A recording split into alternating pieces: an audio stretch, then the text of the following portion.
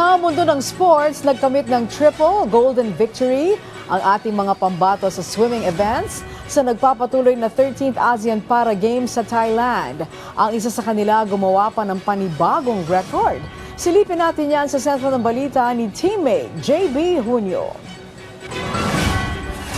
Triple gold para sa Pinas. Yan ang hatid ng para-tankers na sina Gary Behino, Ernie Gawilan at Angel Otom. Matapos nilang languyin at sungkitin ang gintong medalya sa kani-kanilang events sa unang araw ng 13th ASEAN Para Games na ginanap sa Nakhon Ratchasima, Thailand. Sinimula ng Paralympian na si Gary Behino na nakabasag ng bagong Para Games record na 5 minutes and 32.8 seconds sa men's 400-meter freestyle S6 category. Ito na ang kanyang ikatlong sunod na panalo sa ilalim ng 400-meter freestyle event at ika-apat na gintong medalya sa kanyang kabuuang Para Games experience. Sa panayam ng PTV Sports, ibinahagi ni Behino ang kanyang naging inspirasyon upang makamit ang gintong medalya.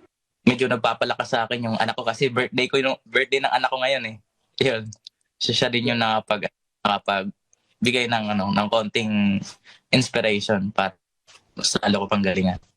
Nagpamalas din ng husay ang Paralympian at veteran para swimmer na si Ernie Gawilan matapos nitong makuha ang ikalawang ginto ng Pilipinas at mula sa National Para Swimming Team. Nakamit ni Gawilan ang gold medal sa men's 400-meter freestyle sa ilalim ng 5 minutes and 2.39 seconds sa S7 category. Para kay Gawilan, hinuhugot niya ang lakas ng loob at kumpiyansa na manalo dahil sa kanyang upcoming baby. Upcoming baby ko po. Panganak po ngayong February or saka po sa first week po ng March po. So, isa po yun sa nag-motivate sa akin na galingan yung competition na to. Nagpakitang gilas din ng Paralympian na si Angel Otom nang maiuwi ang ikatlong ginto para sa bansa sa women's 50-meter backstroke sa record na 47.29 seconds sa S4, S5 category. Aminado sina Otom, Gawilan at Behino na isa sa mga naging challenge para sa kanila ay ang mataas na temperatura ng tubig. So, nakakapanibago po yung lamig nga ng pool namin kasi hindi siya ganun katulad sa ultra. Sobrang lamig. Mm. Hindi siya yung para hindi siya yung normal na lamig ng swimming pool. As in, malamig talaga siya. Parang naka-ice water yung tubig. So, malaking tulong yun na kami doon. Early kami napunta para magamay namin yung temperature ng tubig. So, ngayon, sawa ng Diyos, parang sinisipon lang kami dahil sa lamig pero kaya naman. Iginiit naman ni Coach Tony Ong at Assistant Coach Brian Ong na magandang panimula ang mga panalong nakamit nila para sa unang araw ng kompetisyon at inaasahan na magtutuloy-tuloy ang kanilang momentum sa mga natitira pang mga laban. In-expect talaga namin yung goal ni Gary. And yes, birthday kasi ng anak niya and tingin namin na napakagandang gift yon para sa kanyang anak, which is talagang close naman sa anak niya.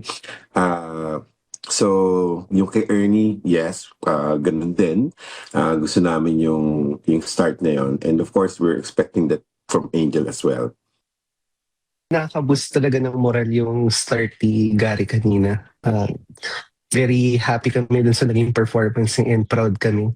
Even before magsimula yung competition, separately mini-message naman namin sila. And yung unang message ko dun talaga si Gary na we're expecting a lot from you for this competition. And sana i-visualize mo na maging successful nung campaign natin na to. Tapos i-boost mo yung team natin na give it a strong start. Then nag-follow up naman ng si Ernie. And nakita din naman natin yung performance ni Angel.